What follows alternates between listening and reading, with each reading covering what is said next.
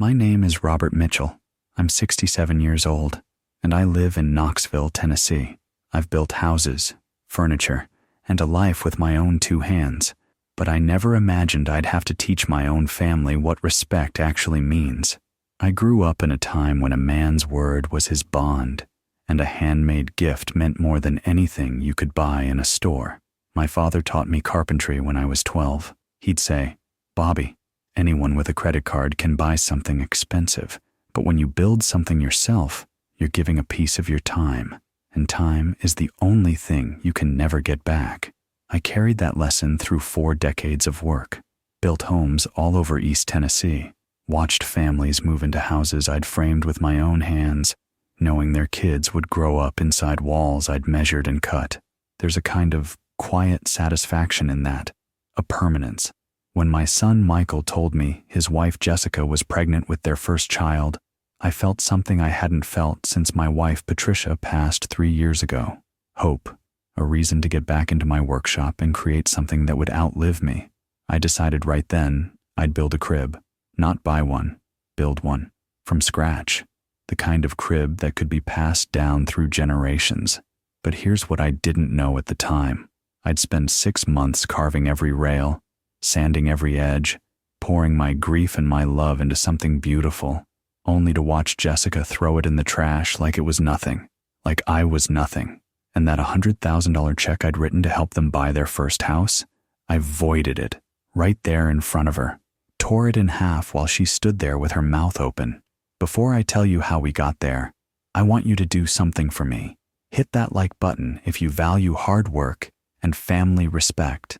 Subscribe if you think actions have consequences, and drop a comment telling me where you're watching from and what time it is where you are. I want to know I'm not alone in believing that dignity still matters, because this story isn't just about a crib or a check. It's about what happens when people mistake kindness for weakness, when they think your old-fashioned values make you easy to disrespect, when they forget that the quiet man in the corner spent a lifetime learning exactly how much he's worth. I'm not a vindictive person, never have been. I believe in second chances, in biting your tongue to keep the peace, in loving people even when they make it hard. But I also believe in lines you don't cross. And when Jessica crossed mine, she learned something her parents' money never taught her. There are some gifts you can't buy back, some bridges you can't rebuild once you've burned them. So if you've ever been disrespected by an in-law, if you've ever bitten your tongue so hard you tasted blood just to keep your family together, if you've ever wondered if standing up for yourself makes you the bad guy, this story is for you. Let me start at the beginning. Patricia used to say, "Bobby, when you work with wood, you leave a little bit of your soul in every joint." I wanted my grandchild to sleep in something that carried both of our souls. The day Michael called with the news, I was sitting on the back porch with my morning coffee. 64 degrees. April sun coming through the maple trees. He sounded nervous at first, the way kids do when they're about to change your world. "Dad, we've got something to tell you." I heard Jessica in the background, her voice tight with impatience. "Just tell him, Michael. Jessica's pregnant. You're going to be a grandfather." I didn't say anything for a moment. Not because I wasn't happy, I was, but because the first thought that hit me was, Patricia should be here for this. She'd wanted grandchildren so badly, used to talk about the day she'd hold a baby that had Michael's eyes or my stubborn chin. Cancer took her before she got that chance. And now, here I was, about to step into something she'd dreamed about, and I'd be doing it alone. After we hung up, I lingered there, letting the news settle. Then I walked out to my workshop, the old barn behind the house where I keep my tools, my wood, my projects that never seem to end. Stacked in the corner were 4 planks of cherry wood. Patricia and I had saved them from our first house when we renovated the kitchen 30 years ago. She'd made me promise never to sell them. "Someday you'll build something important with those," she'd said. I ran my hand over the grain. Smooth, deep red, still strong. That's when I decided. I spent the next week sketching designs. I didn't want anything modern or trendy. I wanted something timeless, something that looked like it belonged in a home, not a catalog. I settled on a classic sleigh crib with curved rails and a solid base. Then I added my own touch. Hand-carved animals along the top rail. A deer, an owl, a fox, the kind of creatures Patricia and I used to see on evening walks through the woods behind our house. Every afternoon after lunch, I'd go out to the workshop and lose myself in the work, measuring twice, cutting once, sanding until the wood felt like silk under my fingertips, fitting the joints so tight you couldn't slide a piece of paper between them. I didn't tell Michael what I was doing, didn't tell anyone.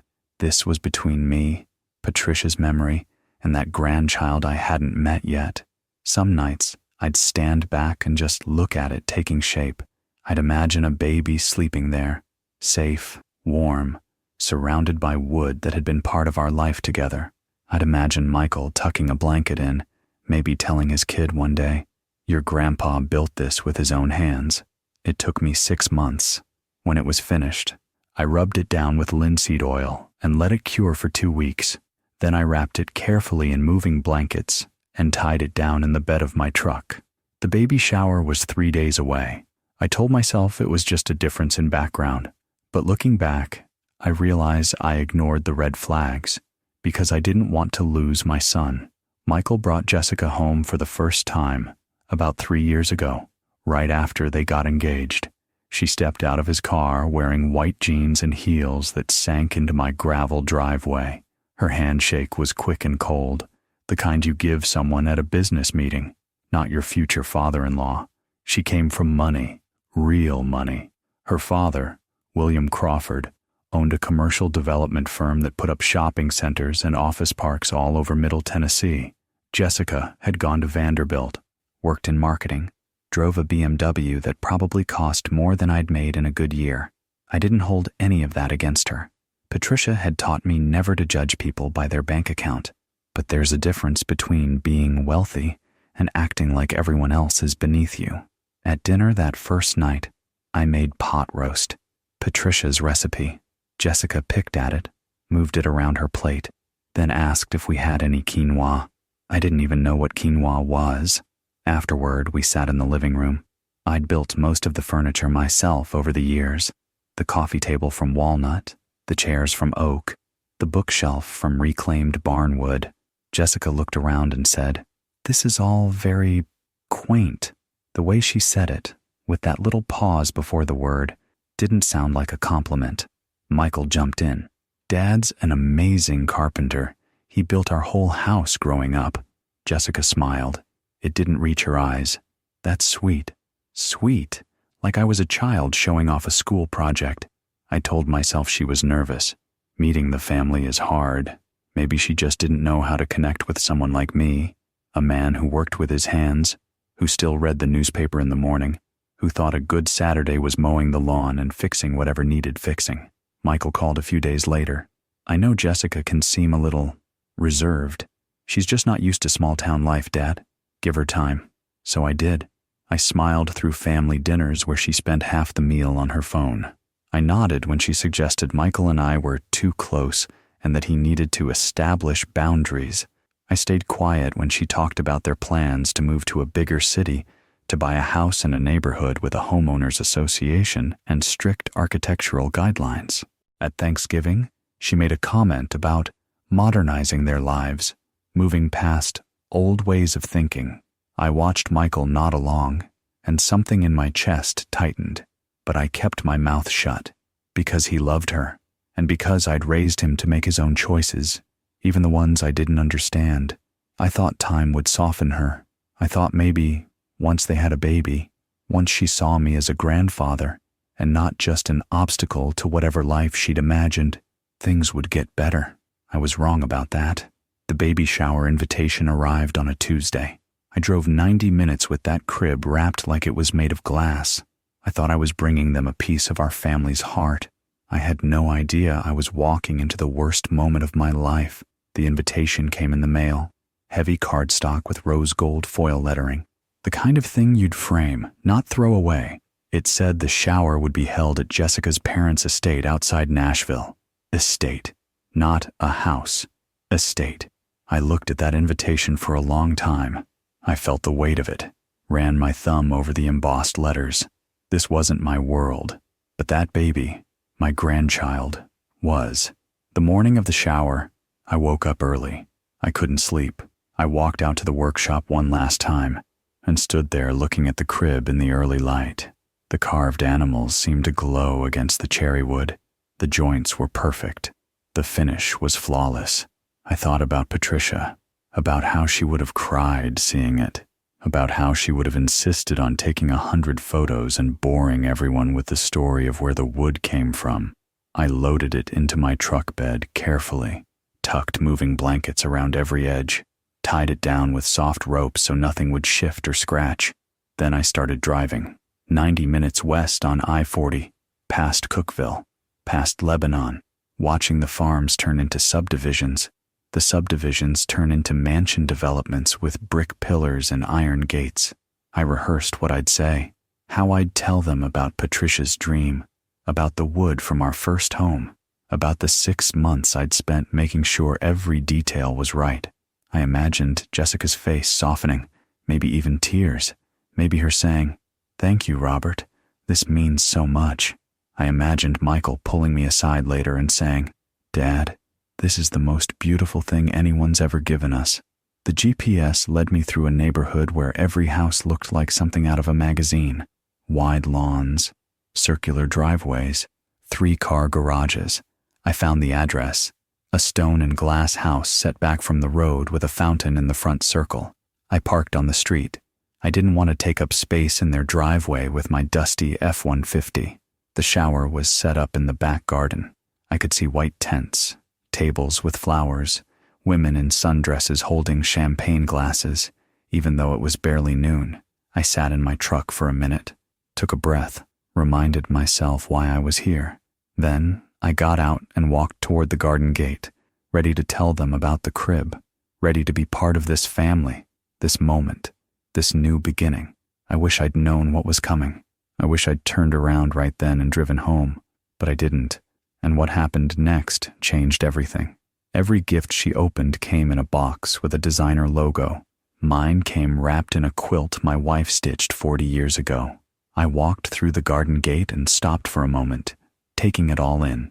White tents stretched across the perfectly manicured lawn, tables draped in sage green linen, balloon arches that must have cost more than I spent on groceries in a month, a 3-tiered cake decorated with tiny edible flowers, a woman with a professional camera moving between guests.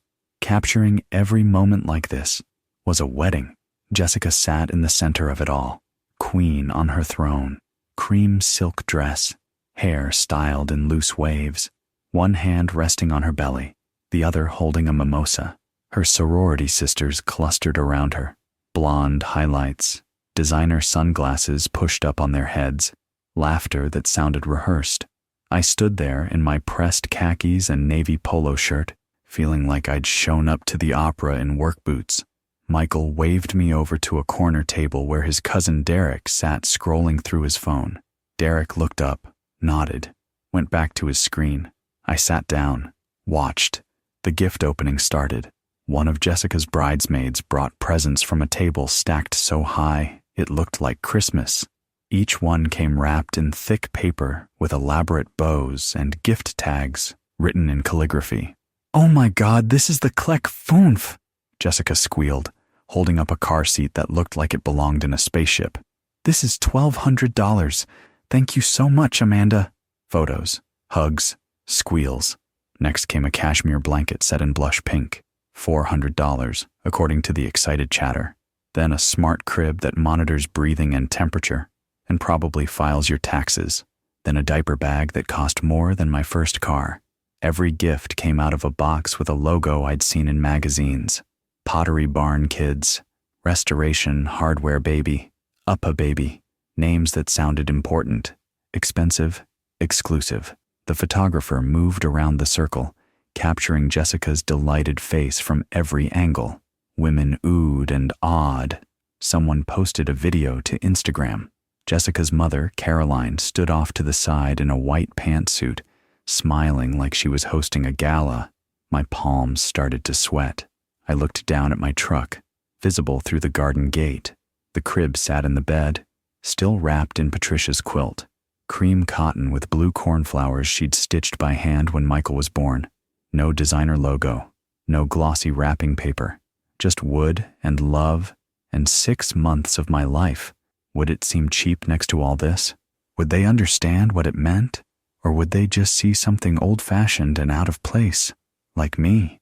I gripped the edge of the table, reminded myself why I'd built it, not to compete with money, not to impress anyone, to give my grandchild something that couldn't be bought, something that carried our family's history in every grain of wood. It's not about the price, I told myself.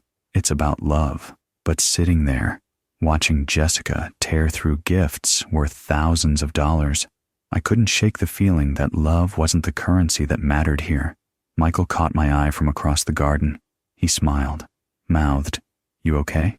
I nodded, but I wasn't sure that was true anymore. I watched her face, waiting for gratitude. Instead, I saw pity, like I'd brought a mutt to a dog show. Michael walked over after Jessica opened the last boxed gift. "Dad, you want to bring yours out?" My heart was pounding.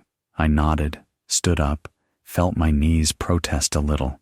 67-year-old knees that had spent too many years kneeling on job sites. We walked to my truck together. He helped me lift the crib out of the bed, and we carried it through the garden gate. I held one end, he held the other. The quilt draped over it like a veil. People noticed. Conversations quieted. The photographer turned her camera toward us. We set it down on the grass in front of Jessica's chair. I knelt beside it, ignored the way my knees complained, and slowly unwrapped the quilt. The cherry wood glowed in the afternoon sun. The carved deer and owls along the top rail looked almost alive. The dovetail joints, tight and perfect. The finish, smooth as glass. I heard a few quiet gasps. Someone said, "Oh, that's beautiful." I looked up at Jessica. She was staring at the crib, her face unreadable. "I built this for the baby," I said. My voice came out rougher than I'd planned. The wood is cherry, salvaged from the first house Patricia and I owned together. These carvings here, the deer, the owls, those are the animals we used to see on our evening walks. I wanted your child to sleep in something that carried both of us, something that would last. Silence. Jessica tilted her head. Then she laughed. Not a warm laugh, a sharp one. The kind you make when someone shows you something you don't know how to politely reject. "Oh," she said, "it's homemade." She reached out and touched the crib with 2 fingers, the way you'd touch something you weren't sure was clean. "It's sweet, Robert, really, but it doesn't fit our nursery vision at all. We've gone with a very specific aesthetic, minimalist, Scandinavian-inspired, white oak with neutral tones. Everything's very curated. This is just, it's too dark, too ornate, too rustic." She looked at Michael. "Honey, can you put this in the garage for now? Or maybe see if one of your cousins wants it. I think Derek's sister is pregnant." I stood there, still holding the corner of Patricia's quilt. My hands were shaking. Too dark, too ornate, too rustic, homemade. She said it like it was a flaw, like the fact that I'd built it with my own hands made it worth less, not more. I looked at Michael, waited for him to say something, to defend me, to explain what this gift meant. He opened his mouth. I closed it, looked at Jessica, then at me. We'll talk about it later, Dad. Okay? Let's not do this here. Do not do this here. Like I was the one causing a scene, like I was embarrassing him. Jessica had already turned back to her friends, laughing about something on someone's phone. The photographer had moved on. The moment was over. I wrapped the quilt back around the crib, my hands moving on autopilot. Michael touched my shoulder. "Dad, it's fine," I said, but we both knew it wasn't. I sat in my truck and watched my son throw 6 months of my love into the trash. That's when I knew exactly what I had to do. I made it to my truck without saying goodbye to anyone. I didn't trust myself to speak. I didn't trust what might come out if I opened my mouth. I sat in the driver's seat, key in the ignition, but I didn't start the engine. Not yet. Through the side mirror, I could see the garden. Jessica was opening another round of gifts. Late arrivals, apparently. More squeals. More photos. Like nothing had happened. I should have left. Should have driven away and figured out how to live with the humiliation. But something made me look back toward the house. Michael was coming around the side path, carrying the crib. Not wrapped anymore. He'd left Patricia's quilt draped over a chair, just carrying the bare crib by its rails. I thought he was taking it to the garage like Jessica had suggested. Maybe he'd talk to her later, convince her to give it a chance. But he didn't turn toward the garage. He walked straight to the curb, to the trash bins, 3 big black ones lined up for Tuesday pickup. He set the crib down right there, next to garbage bags and yard waste and recycling. Then he stood back, looked at it for a second. I couldn't see his face from where I was, and walked back toward the party. I gripped the steering wheel so hard my knuckles went white. 6 months. 6 months of measuring and cutting and sanding and carving. 6 months of thinking about Patricia, about legacy, about what it means to leave something behind that matters. And there it sat, on the curb, waiting to be hauled away like garbage. I looked back at the garden one more time. Jessica was on the porch now, laughing with one of her bridesmaids, phone in hand, probably posting another photo. Another perfect moment from her perfect party. She hadn't even noticed Michael taking the crib out. Or she had noticed and didn't care. I could have gotten out of the truck. Could have confronted them both right there in front of everyone. Could have told them exactly what I thought of their curated aesthetic and their disrespect and their complete lack of gratitude. But I didn't. Because men my age, we learned a long time ago that the loudest voice doesn't always win. Sometimes the quietest move hits the hardest. I started the engine. As I pulled away from the curb, I thought about the check sitting in my desk drawer back home. $100,000. Written out last month, ready to be signed and handed over at their house closing next Friday. A gift, just like the crib. And just like the crib, it hadn't been earned. I knew exactly what I had to do. Patricia used to say, generosity without respect is just self-harm. I finally understood what she meant. The drive back to Knoxville felt longer than 90 minutes. Every mile gave me time to think, to replay the moment over and over. Jessica's laugh, that sharp, dismissive sound, Michael's silence, the way he looked at the ground instead of at me, the crib on the curb, left out like trash. I kept the radio off, drove in silence, let my thoughts run. What would Patricia have done? She was always better at these things than me, better at knowing when to fight and when to walk away, better at reading people. I remembered something she'd told me years ago, back when Michael was in high school and got into it with a kid who'd been bullying him. Michael wanted to fight. Patricia sat him down and said, "Respect is a two-way street, honey. You can't demand it, but you don't have to tolerate its absence either. Sometimes the strongest thing you can do is remove yourself from people who don't value you." Michael had walked away from that fight, held his head high. The bully lost interest when there was no reaction to feed off of. I wasn't walking away from my son, but I was walking away from the illusion that Jessica respected me, or that Michael would stand up for me when it mattered. I thought about the money, $100,000. Patricia and I had saved it over 42 years of marriage. We didn't take fancy vacations, didn't eat out much, fixed things ourselves instead of hiring people, drove used cars, lived modestly. We saved because we wanted to give our son a foundation, a head start, the kind of help we never had when we were starting out.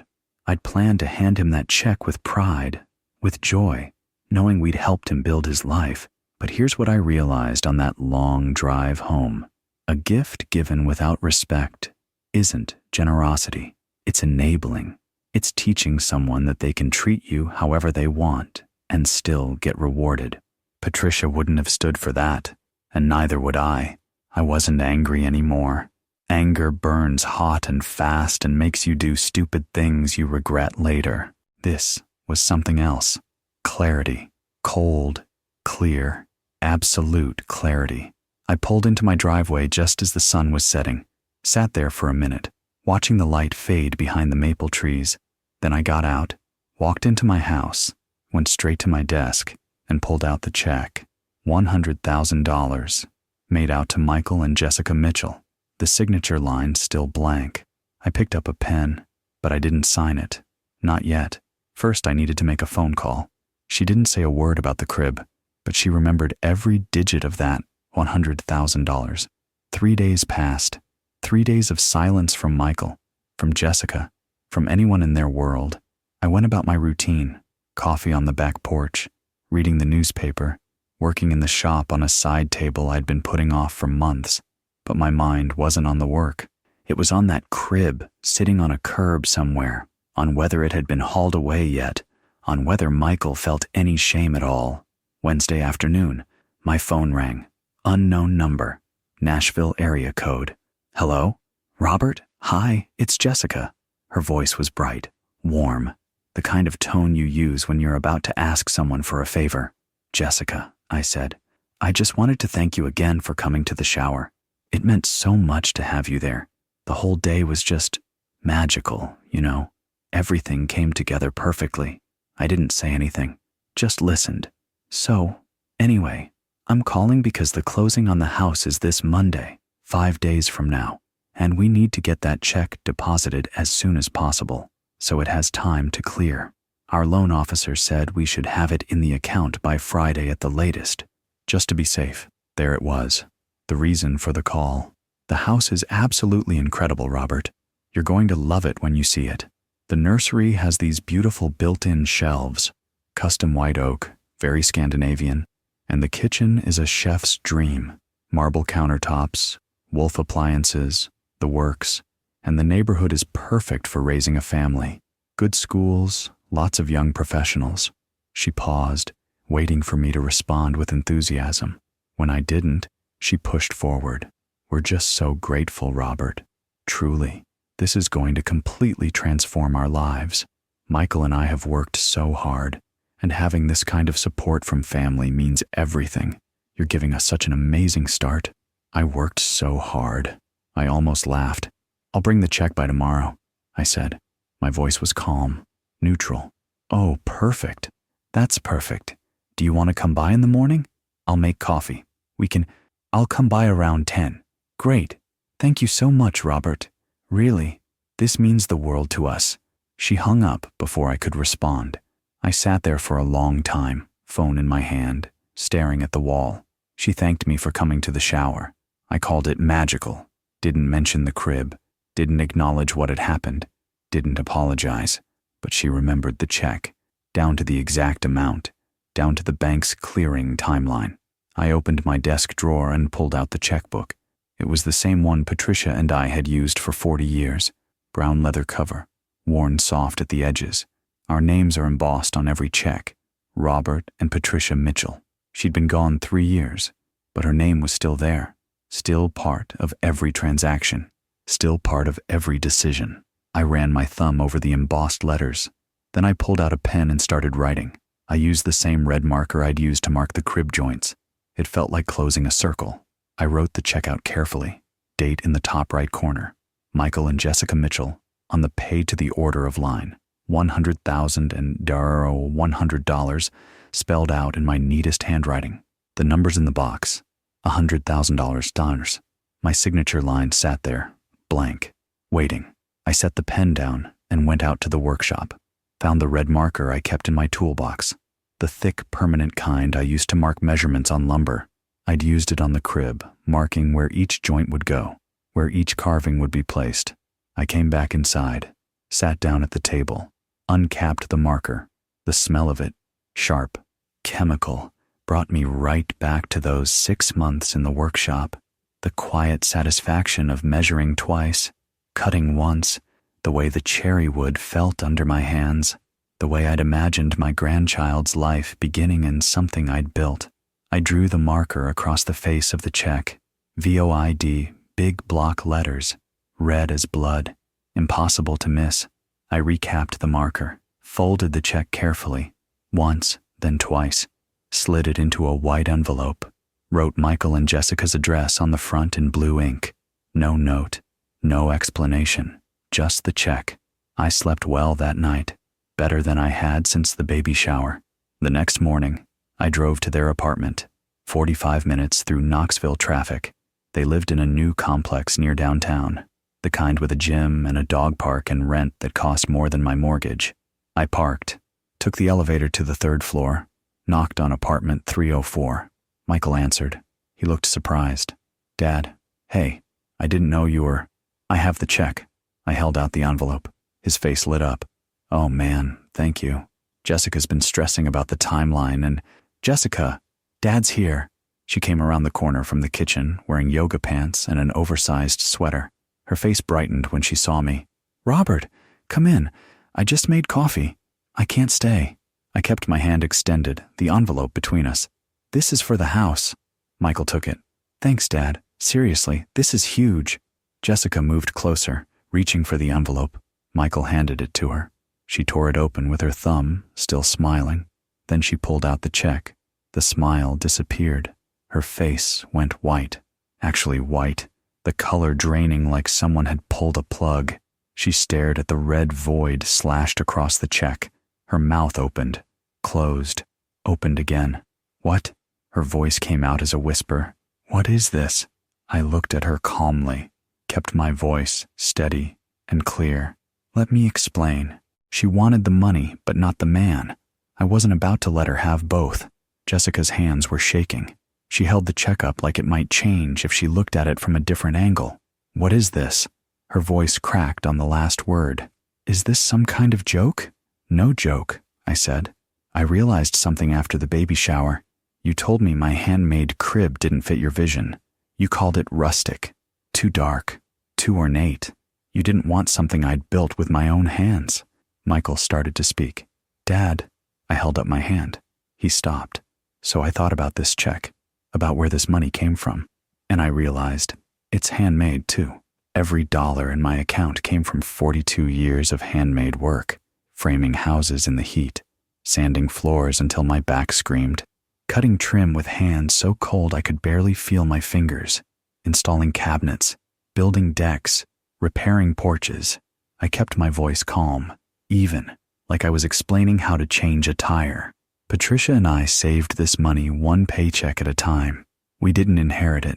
We didn't invest in crypto or play the stock market. We made it with our hands and our backs and our time. It's as handmade as that crib, maybe more. Jessica's eyes were filled with tears.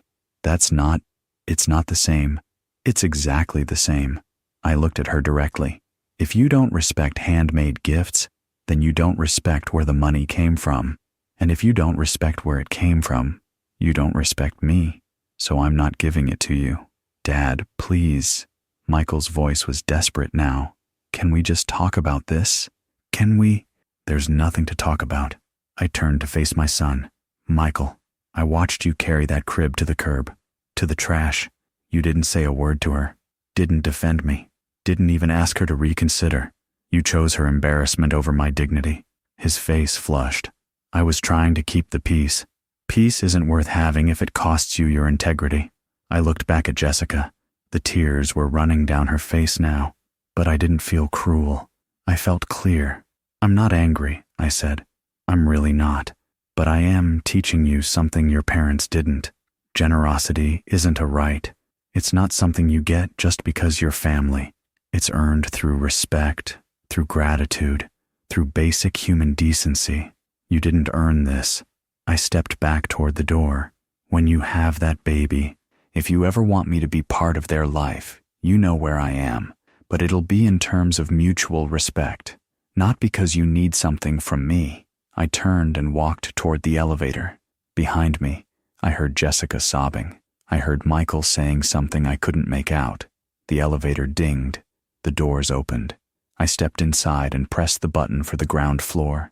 As the doors closed, I caught one last glimpse of them. Michael standing in the doorway, Jessica collapsed against him, both of them looking lost. I drove home feeling lighter than I had in weeks. I didn't know if I'd lost my son, but I knew I hadn't lost myself. I expected Michael to call that afternoon, maybe angry, maybe pleading, maybe both. He didn't. Friday came and went.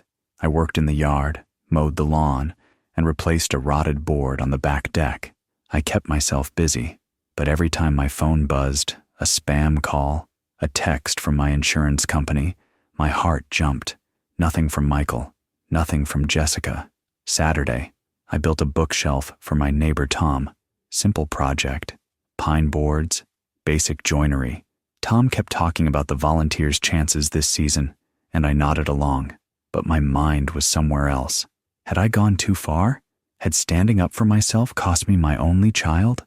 That evening, I sat in the workshop, didn't work on anything, just sat there in the quiet, running my hand over the scraps of cherry wood left over from the crib. Beautiful wood, wasted now. I thought about Patricia, wondered what she'd say if she were here. I could almost hear her voice. Bobby, you can't control whether people respect you. You can only control whether you respect yourself. She'd been gone 3 years, but I still had conversations with her, still asked her opinion on the hard things. Would she approve of what I'd done? I believed she would. Patricia never put up with disrespect, not from anyone. She was kind, generous to a fault, but she had lines, and she taught Michael the same thing I'd tried to teach him. Dignity isn't negotiable. The phone rang at 9 o'clock. I was in the living room, half watching a baseball game I didn't care about. Michael's name lit up the screen.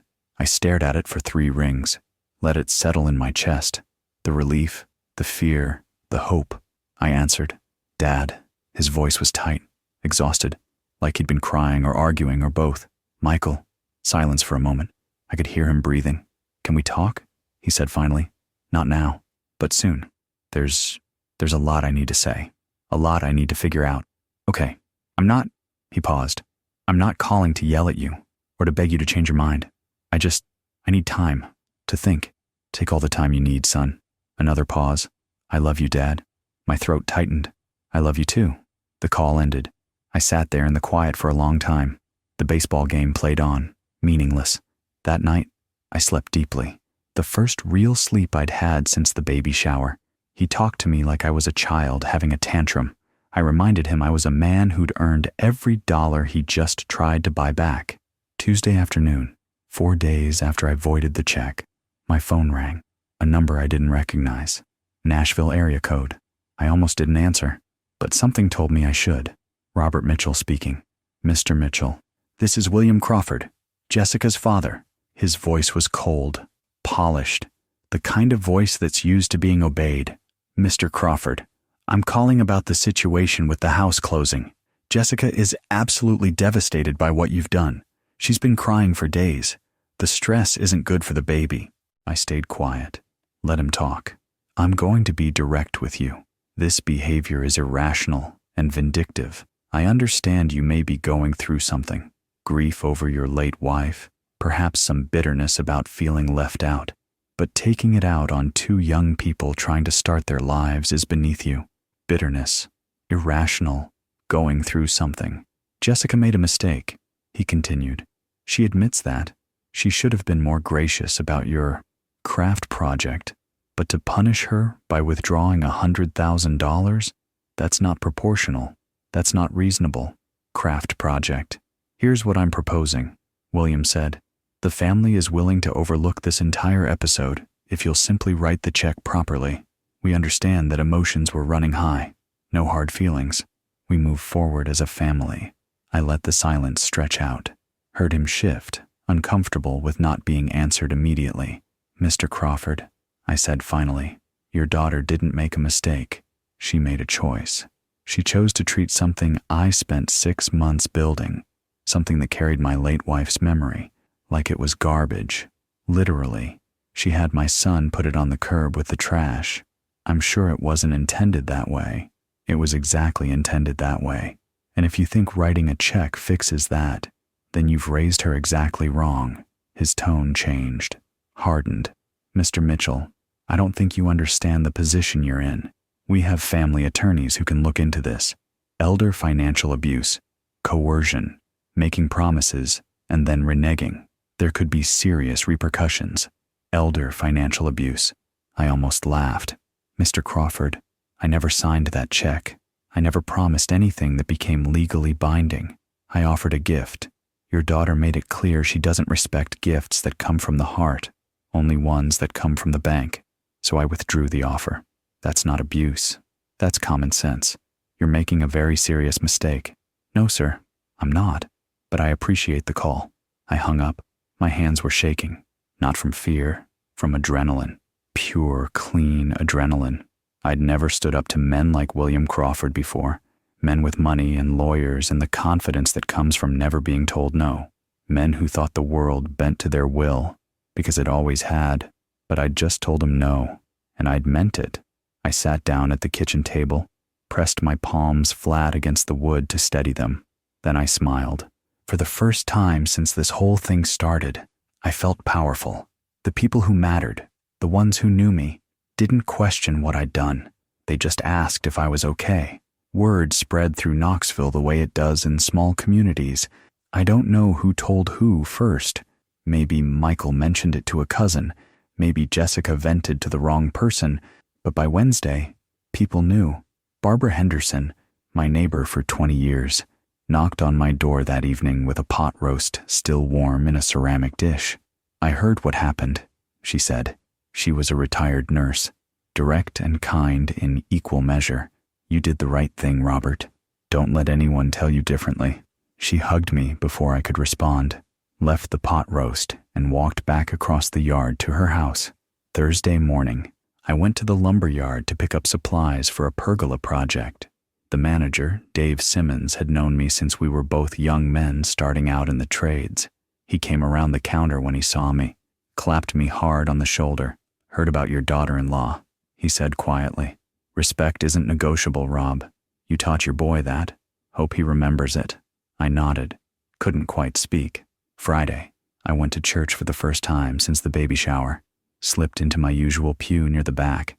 Deacon Harris gave the message. Something about honoring the work of our hands, about how God sees value in things the world dismisses. Halfway through, he caught my eye, nodded once. I realized he was talking to me, for me. After the service, 3 different men came up to shake my hand. Didn't say much. We're not a congregation that makes a fuss.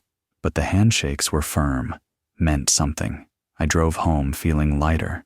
The people who knew me, who'd seen my work over 4 decades, who'd hired me to build their decks and fix their cabinets and frame their additions, they didn't question what I'd done. They understood. They understood that a man's work is his dignity, that handmade things carry more than function. They carry intention, history, love. They understood because they'd lived it too. That afternoon, my phone buzzed. Text from Michael. "Can I come over Saturday?" I stared at the message for a long time. My chest tightened. Hope and fear mixed together. I typed back, "Anytime." 3 dots appeared, disappeared, appeared again. 10 a.m.? "I'll have coffee ready." The dots disappeared. No response after that. I put the phone down and walked out to the workshop.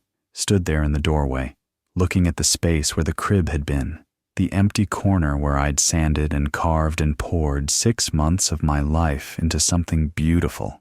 It was gone, but the lesson wasn't. Saturday was 2 days away. I'd wait. He didn't come to ask for the money. He came to ask how to become the man I raised him to be. Saturday morning, I was up at 6. Made a full pot of coffee, even though I'd probably only drink 2 cups. Straightened the living room. Wiped down the kitchen table twice. At 10 o'clock sharp, I heard tires on gravel. I opened the door before he could knock. Michael looked exhausted. Dark circles under his eyes. Hair unwashed. He was wearing an old volunteer's hoodie I'd bought him in high school. He always wore it when he was stressed. "Hey, Dad. Come on in, son." We didn't hug, just walked through to the back deck. I poured him coffee. We sat in the chairs Patricia and I used to sit in every evening, watching the sun go down through the maples. For a few minutes, neither of us spoke. Then Michael set his mug down. "I'm sorry." His voice cracked. "I should have defended you at the shower. I should have told Jessica the crib was beautiful. I should have made her understand what it meant. And I didn't. I froze. I waited. I was scared," he continued. "Scared to contradict her in front of her friends. Scared she'd be mad at me. Scared I'd ruin her perfect day." He laughed bitterly. "I was more worried about her embarrassment than your dignity. That's pathetic. You made a choice," I said quietly. "A bad one, but you made it." She didn't understand. He looked at me, desperate for me to believe him. She really didn't. She grew up in a different world, Dad. Everything was bought. Nothing was made. She doesn't understand what it means to build something with your hands. Son, I leaned forward. Pressure doesn't excuse disrespect. Being from a different world doesn't excuse cruelty. She's a grown woman. She knew exactly what she was doing when she dismissed that crib. Tears filled his eyes. He nodded. The check, he said. When you voided it, I was furious at first. I thought you were being petty, punishing us over one mistake. He wiped his eyes with the back of his hand. But then, I thought about it. I really thought about it. And I realized, Jessica's been treating you like a bank, not family. Like you exist to fund our life. And I let her. He looked down at his hands. I don't want the money back, Dad. I'm not here to ask for that. I don't know how to fix this. How do I fix this? I took a breath. Choose my words carefully. You start by deciding what you stand for. Not what Jessica wants. Not what her parents expect. What you believe is right. Then you act like it. Even when it's hard. Especially when it's hard. Michael nodded slowly. What if she leaves me? Then she was never the right woman for you. We sat in silence after that. The maples rustled in the breeze. A cardinal called from somewhere in the yard. It wasn't perfect. It wasn't a Hollywood ending where everything was solved, but it was a start.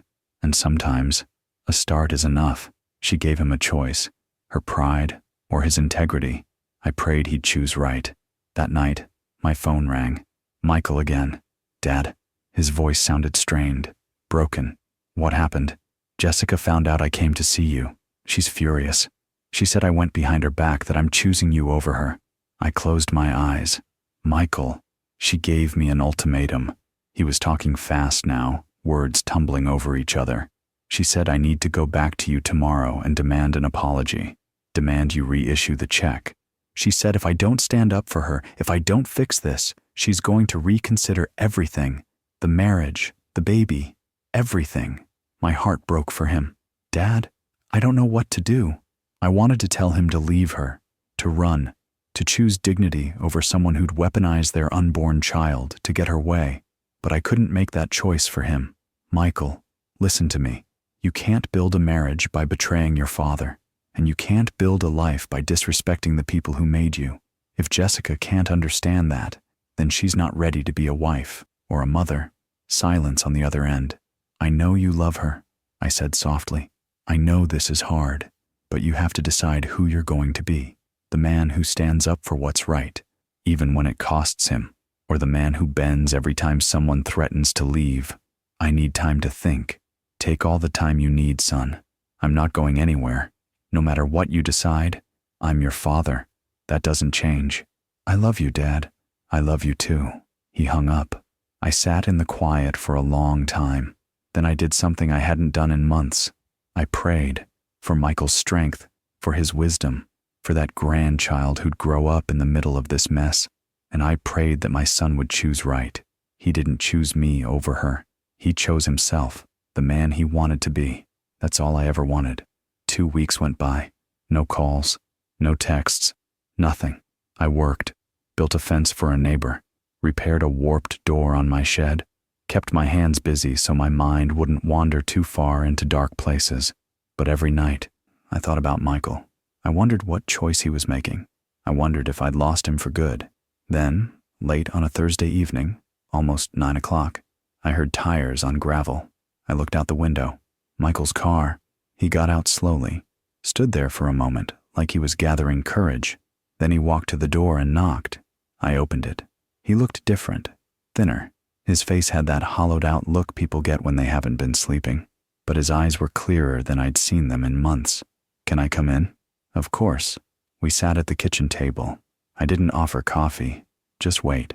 I've been in counseling with Jessica, he said finally. We've had 6 sessions in 2 weeks, trying to figure out if we can make this work.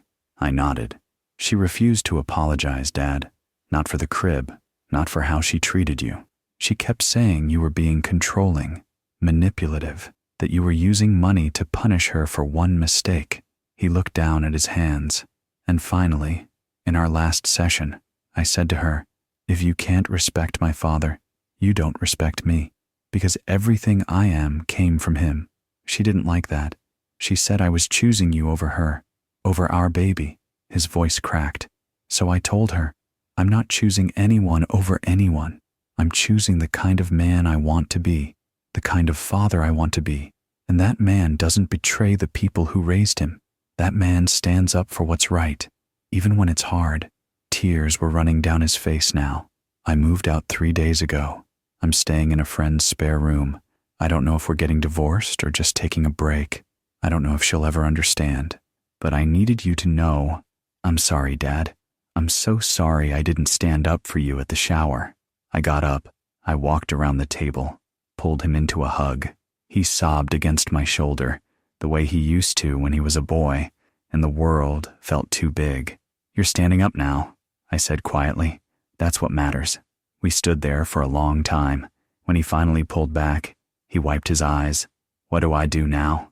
I thought about Patricia, about the way she loved fiercely but never demanded perfection, about the way she believed people could grow if you gave them room and reason. "Be the man your mother raised," I said. "Everything else will follow." He nodded, and for the first time in weeks, I felt hope. That crib had been thrown away twice, once by her, once by circumstance. But love doesn't stay buried. It finds its way back. Michael stayed for another hour that night. We talked about next steps, counseling, boundaries, what co-parenting might look like if they separated. Hard conversations, necessary ones. As he was leaving, he stopped at the door. "I almost forgot. There's something in my car." He went out and came back carrying something wrapped in a blanket. "The crib." I stared at it. "I went back to the apartment last week," Michael said.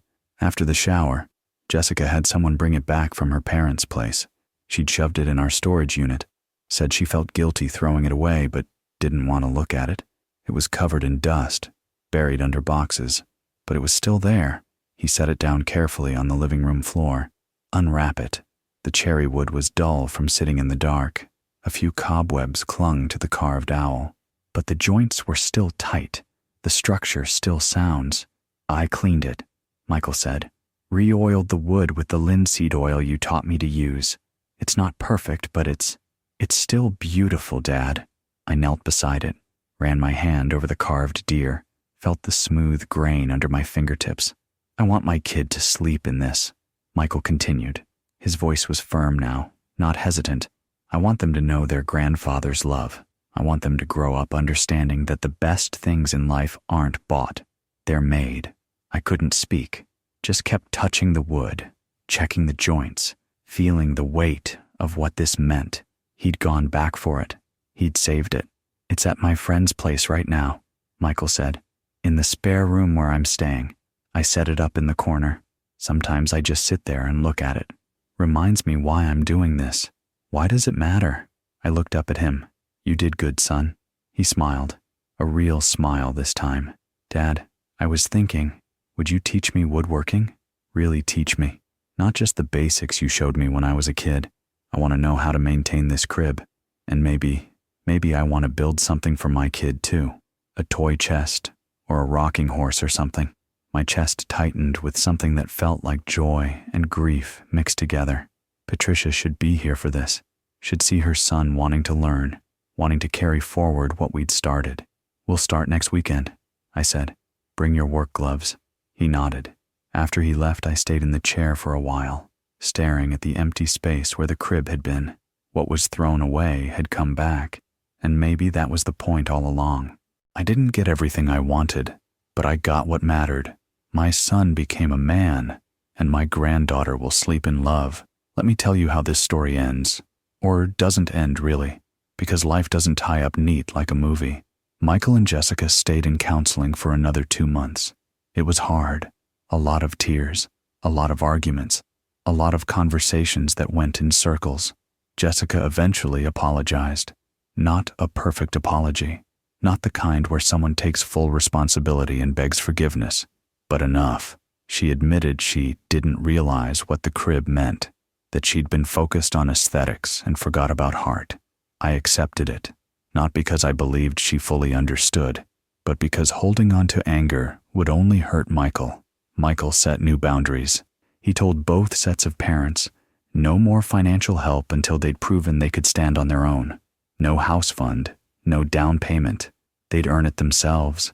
They bought a smaller house, a starter home in a decent neighborhood, 2 bedrooms, 1 bathroom, a yard that needed work. Nothing fancy, but it was theirs.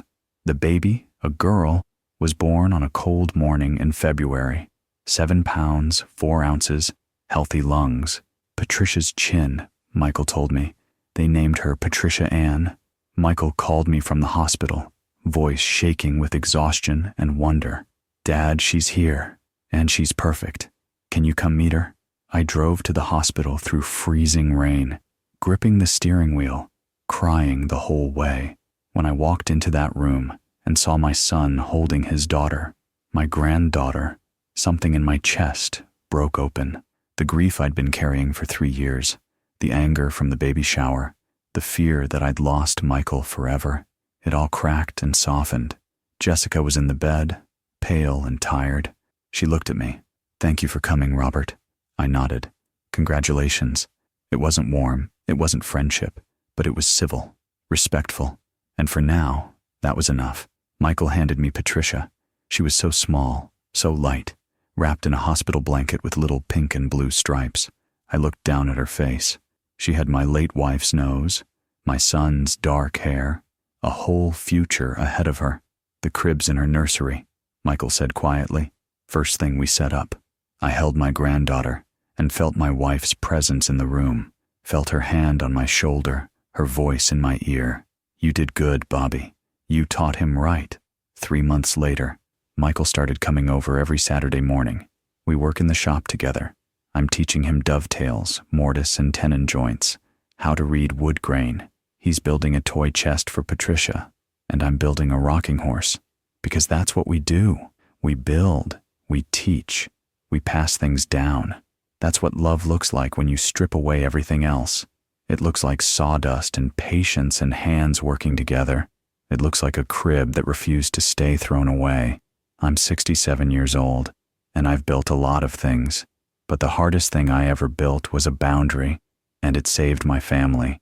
If you've stayed with me this long, I want to talk to you, not as a storyteller, but as a man who's lived long enough to know that the hardest lessons are usually the most important ones. Here's what I learned from all of this. Generosity without respect isn't generosity. It's enabling. When you give to people who don't value what you're giving, whether it's a handmade crib or 42 years of savings, you're not helping them.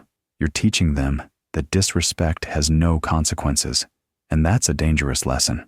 I also learned that silence in the face of disrespect isn't peacekeeping, it's surrender. For too long, I stayed quiet because I didn't want to rock the boat. I didn't want to lose my son. But what I realized is this: you can't keep someone by losing yourself. The relationship I was protecting wasn't real. It was built on me swallowing my dignity to make someone else comfortable. And here's the hardest truth. Love sometimes means letting people face consequences. When I voided that check, I wasn't punishing Michael and Jessica. I was giving them a choice. I was saying, you can have my generosity, but only if it comes with respect. That's not cruelty. That's clarity. I risked everything when I did what I did. I could have lost Michael forever. I could have never met my granddaughter. But preserving a false peace, one where I smiled and swallowed and pretended everything was fine, would have been worse. It would have taught Michael that integrity is negotiable, that you bend when people push, that love means accepting whatever treatment comes your way. I don't want that for him, and I don't want it for you. So let me ask you something. Have you tolerated disrespect to keep the peace? Have you given without boundaries because you were afraid of being called selfish or difficult? Have you bitten your tongue so many times you've forgotten what your own voice sounds like? If you have, I want you to know this. Dignity isn't selfish. It's necessary. You can love people and still require them to treat you well. You can be generous and still have limits. You can be a good father, a good grandfather, a good man, and still say no when no is the right answer. I'm grateful for a lot of things, for the community that stood by me when I needed it, for Michael's courage to grow, for Patricia's memory, which guided me even when I felt lost. But mostly, I'm grateful I didn't stay silent. If this story resonated with you, leave a comment. Tell me your story. Tell me about the time you had to stand your ground. Tell me if you're struggling with this right now. Hit that subscribe button. Share this with someone who needs to hear it. And remember, respect isn't assumed. It's earned by both sides. Thank you for listening.